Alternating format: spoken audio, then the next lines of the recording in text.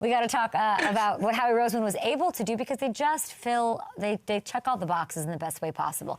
Obviously, they needed some fixings. He was able to make it happen, not even just in one swoop on deadline day, on the fly, not even in a stealth way. He just doesn't care about anything else but making and managing this roster.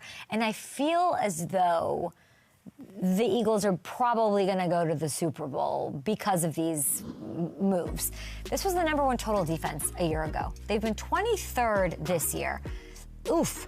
They had as many sacks in their 4 playoff games last year than they've had the entire season this year. You don't want that, you know? They lost Josh Sweat, Milton Williams, and company. That's a big deal. But so was, and equalized and canceled out, is the big deal of getting Jalen Phillips. I think the entire National Football League is jealous of this move. You designate Nolan Smith for return for IR, revamping the cornerback room, Michael Carter, Jair Alexander. You can make this upcoming game, this Monday nighter against the Packers, about the tush-push storyline all you frickin' want. What I'm sure is that there's fuel to that on the LaFleur side. It's giving fuel to the Philly side and all of that. But it's different to that. Another angle to sort of look at is it's also an Eagles opportunity to flex what they did on defense. This is a Howie Roseman opportunity. They can take control of the NFC. They can send Green Bay to the edge of the playoff picture. And when people are jumping ship on those Packers, I just want to give a little, I think that this is, and Hamilton, I'd love your opinion on this. Why, in like a concise way, were these moves the confidence and optimism to go to Levi Stadium to win the Lombardi?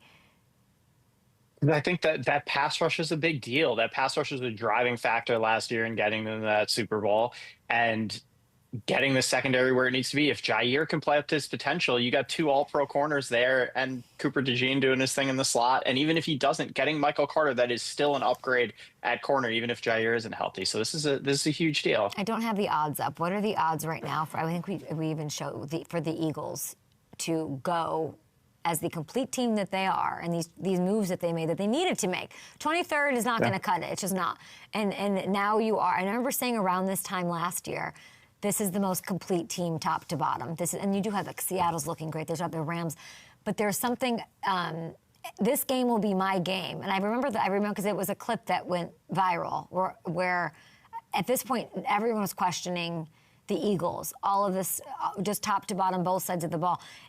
This is going to be that game, Monday, November 10th, in Green Bay, that if they go and they decisively handle the Packers, we will have really big clarity on what's about to happen. I don't know who's going to stop this team of the Eagles from there. I don't. What are their odds? Yeah, they are plus 750. And to win the NFC Championship plus 380, which they are the favorites, and their cushion there increased over the Rams after these moves they made too. You know that it's so interesting. Those numbers fly up there a little faster when it's Philly.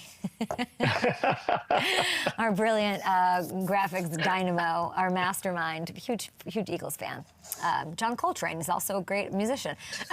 Still to come, James Cook, the Bills running back, is here, one of the best seasons ever. His best season ever. Let's see what it means for the rest of the way. And we also have Panthers corner, a beloved member of the Up and Adams family, J.C. Horn, is on the show.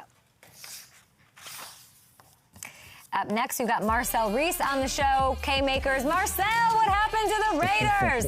It's okay, they still have plus 30,000 odds to go to the Super Bowl.